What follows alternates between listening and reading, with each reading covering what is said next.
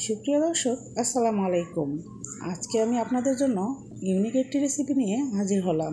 ঘরেই খুব সহজ করে কিভাবে আইসক্রিম তৈরি করবেন তার প্রণালী আজকে আমি আপনাদের সাথে শেয়ার করব। তো চলুন দেখে নেওয়া যাক। আমি 1 লিটার দুধকে জাল করে নিচ্ছি। দুধটাকে অনবরত নাড়ার মধ্যে রাখতে হবে, না হলে কিন্তু যদি লেগে যায় তাহলে আইসক্রিমটা ভালো হবে না।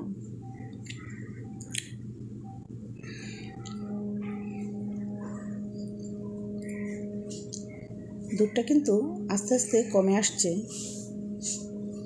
আর আমি কমাতে কমাতে কতটুকু দুধ রাখবো সেটা কিন্তু আপনাদেরকে একদম পুরোপুরিটাই দেখিয়ে দিচ্ছি। দুধটা অনেকটাই ঘন হয়ে গিয়েছে, দেখতেই পাচ্ছেন স্ক্রিনে।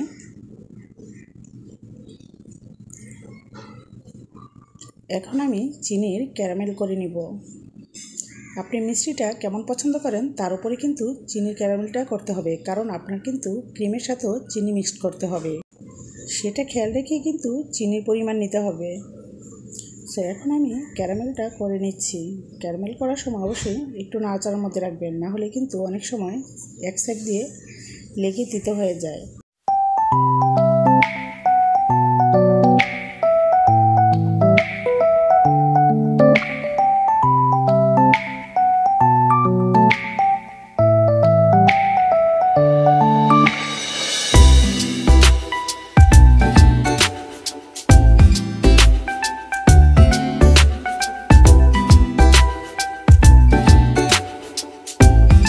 ক্যারামেলটা যখন এই পর্যায়ে, তখন আমি চুলাটা নিভিয়ে দিয়েছি এবং দুধটাকে মিশিয়ে নিচ্ছি।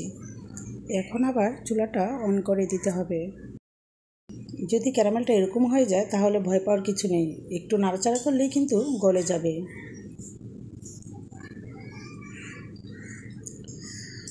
তো দেখুন গলে গিয়েছে। আমি এখন চুলাটা নিভিয়ে দিব।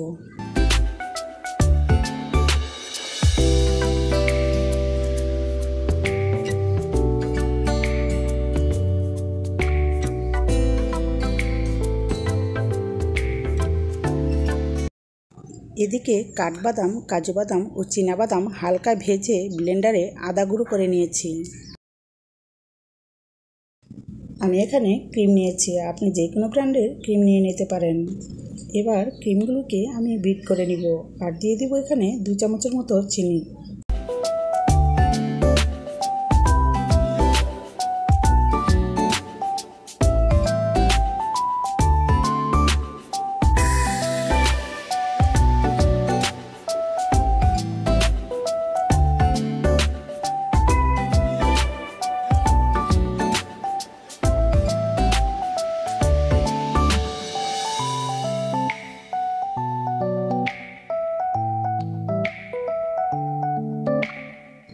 বিট করা হয়ে গেছে, এখন দুধগুলো ঢেলে দিচ্ছি।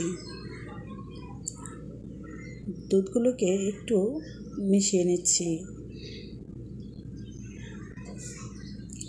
আর দিয়ে দিচ্ছি কিছু বাদাম।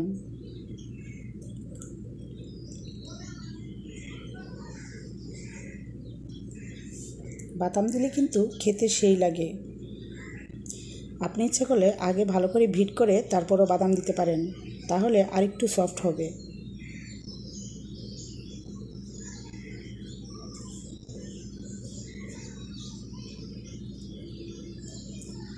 একটু সময় নিয়ে বিট করে নিলে কিন্তু যত বিট করবেন ততই কিন্তু সফট হবে খেতে।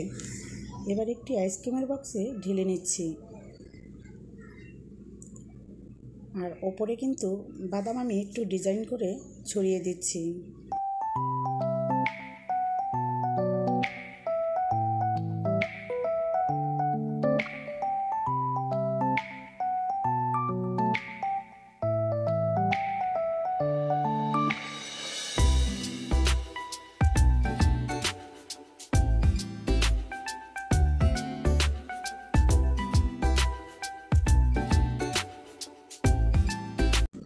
সারা রাত ফ্রিজে রাখার পর এখন আমি বের করে নিচ্ছি।